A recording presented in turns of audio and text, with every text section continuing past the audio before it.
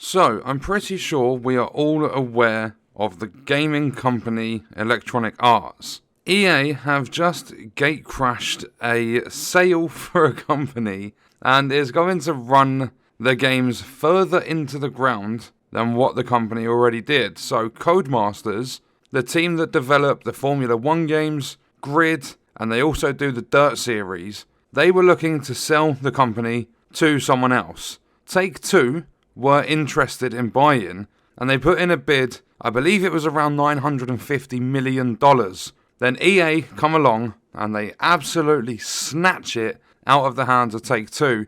I don't know if the sale is final, but EA have put in a bid for like $1.2 billion. So they've outdone Take-Two by $250 million roughly. And I'm pretty sure EA will win the bid, and they will now own Codemasters. That only means one thing, and that is the fact that all of these games are going to be drastically worse than what they've already been. F1 2020, pretty good game. I enjoyed what I played of it. Dirt 5, my opinion, absolute shambles. Didn't like it, felt really watered down from the trailers and stuff we saw. It was really copy-paste straight off the bat. There wasn't a lot of options or anything like that. I think their main focus with that game was playgrounds, and that's not going to offer as much fun as a career or anything like that. What they did have in terms of a career wasn't great. Grid 2019, people are going to disagree with me on this one, but I think that was a half-assed product as well. I've played all of their latest launches, and whilst they haven't been, terrible, really bad, they haven't offered too much either. The entire, racing genre of games has just massively gone downhill over the years. There are a couple of racing games coming out that I'm interested in. You have the new Forza Motorsport, whenever that releases. You've got Gran Turismo 7. They do look quite good. I don't know much about them, but they do look okay. EA already have the entire Need for Speed franchise.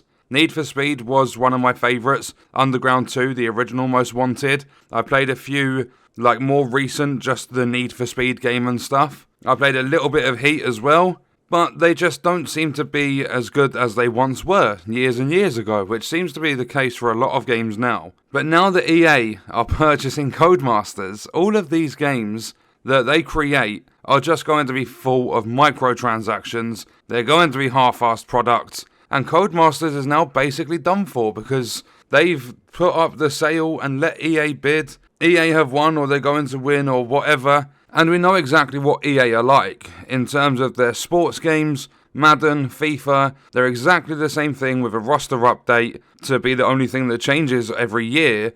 And they make millions from people that are just silly enough to purchase into their Ultimate Team modes, buy all these packs. And that's how EA operate. They make millions and millions on microtransactions. And that is not going to get any better anytime soon. That is a guarantee. But now that racing games are involved, I can see things like battle passes and stuff coming in, like seasonal passes. I can see different decals and different liveries for your vehicles now having a microtransaction paywall behind them. For an example, you get a car and, I don't know, you want to paint it blue or you want to paint it yellow, and then if you want pearlescent paint, you're going to have to pay £2 or £3. There's going to be stupid stuff that's now put into these games. So I'm going to say, based on EA and the company we know them as, it's a very bad thing that Codemasters have put their company up for sale, and EA have jumped in and purchased it. I don't know what Take-Two would have done with it, because I don't know too much about the company.